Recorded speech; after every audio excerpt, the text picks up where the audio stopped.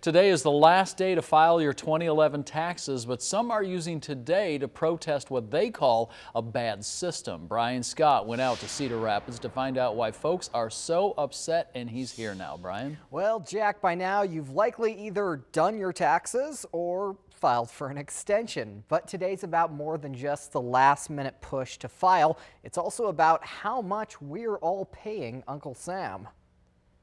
Thanks for paying your taxes! These aren't actually the CEOs of Wells Fargo and Pepsi, but they play them on tax day to make a point. Corporations are paying no taxes, while the average Cedar Rapidian here in town is probably paying 30% or more. These union workers aren't alone. Common Americans everywhere are standing up on this tax day to say the system is broken. I did this with no government kickbacks, no government subsidies, no help.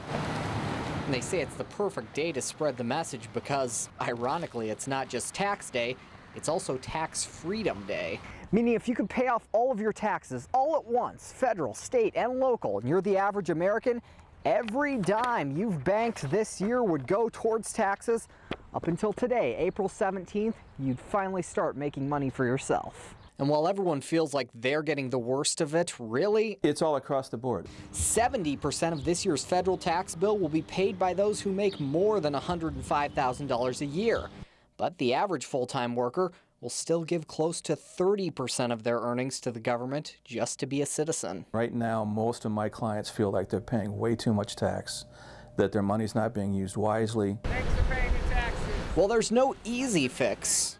Folks hope there's one somewhere. Just the whole corrupt scheme of things. Now, not just taxes, but everything.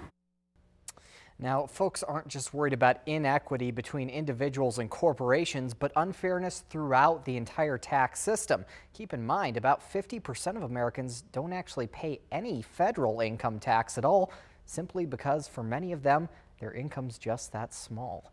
In the studio, Brian Scott, CBS 2 News.